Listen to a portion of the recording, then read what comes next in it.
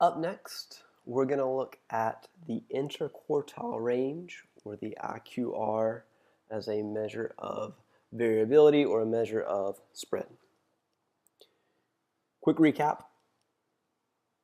We've said that when we have a symmetric distribution, we're going to use the mean as the center, and we're going to use the standard deviation as the spread or variability.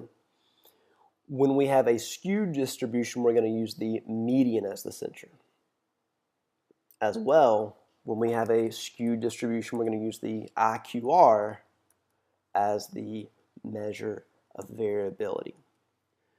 The interquartile range is going to be a number that measures the spread of our data set.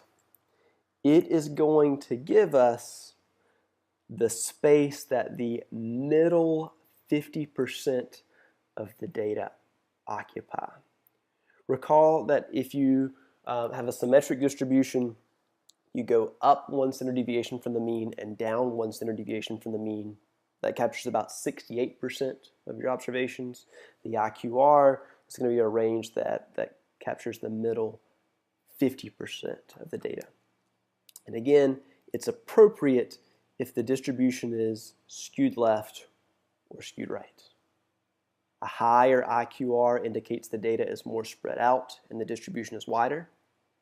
A lower IQR indicates the data closer together and the distribution is narrower.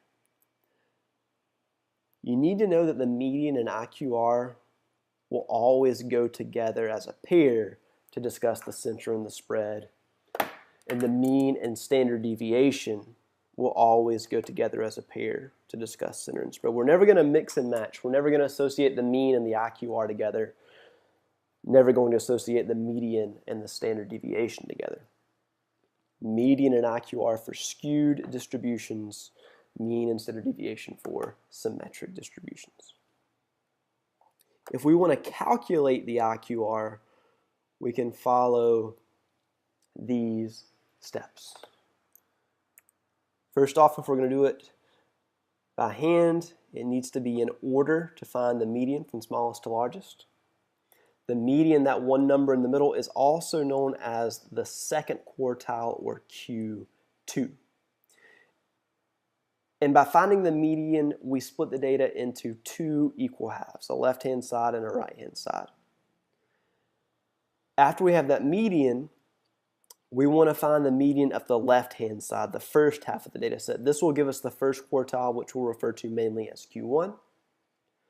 Then we'll find the median of the second half of the original data set, the right-hand side. And this will give us the third quartile, which we'll primarily refer to as Q3.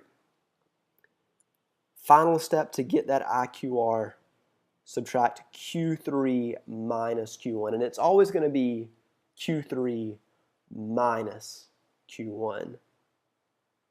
Never Q1 minus Q3. An example, doing this by hand, we have a group of 14 children having the following heights in inches. We got 41, 48, 49, all the way up to 65 and 76. We want to find the IQR for this distribution. I know there are 14 children, so I'm going to split this evenly in half, 7 and 7. I count over, I've got 1, 2, 3, 4, 5, 6, 7 data pieces of the 54. So if I split it right between the 54 and the 55, I have my data in two equal halves. 7 on the left-hand side, 7 data pieces on the right-hand side. The median, by the way, will be 54.5. If you take 54, you add 55, divide by 2, there's that 54.5. We need to continue on to find the IQR. First thing we're going to do is find Q1. That should be the middle number of these first 7 numbers. That would be this 51. There's an odd number of data pieces, so I find the number right in the middle. That is 51, so I can say Q1 is 51. Q3 is 60. 3 numbers below 60, 3 numbers above 60. So my IQR is 9. That number describes the spread of this data set. Q3 is 60, take away Q1 of 51, that gives you 9. So that tells me the middle 50% of these children are within 9 inches of one another. Here to here, 9 inches, the middle 50%. Your calculator also has the ability to help you get the IQR a little bit quicker, especially when you've got a longer data set or a data set that's out of order. So let's go back to the Georgia healthcare premium data that we saw back in the median video. It's the exact same set of numbers here. I've just switched the order. 648 used to be on the end, and this 472 used to be right here. I've just switched the places of these, so it's not quite in order, so I'd have to rearrange those two if I wanted to find the IQR by hand. But the different order does not matter on the calculator. As long as I have all of these numbers entered in,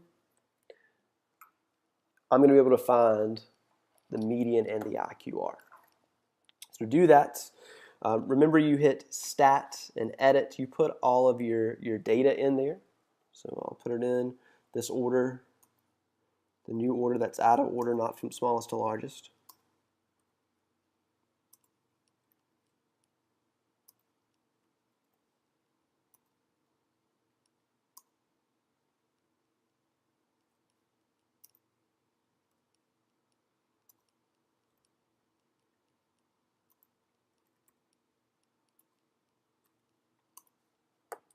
I hit Stat, go over to Calc and select that 1-bar stats. There's that exact same mean that we saw from the median video, 490.5. We can scroll down. You can see the median, there's that 472 that we saw. And note, there's Q3 right below the median, and there's Q1 right above the median. So now I can subtract these to get my IQR. So in this case,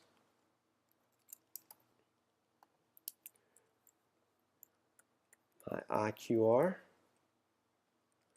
will be 480.50, subtract 463.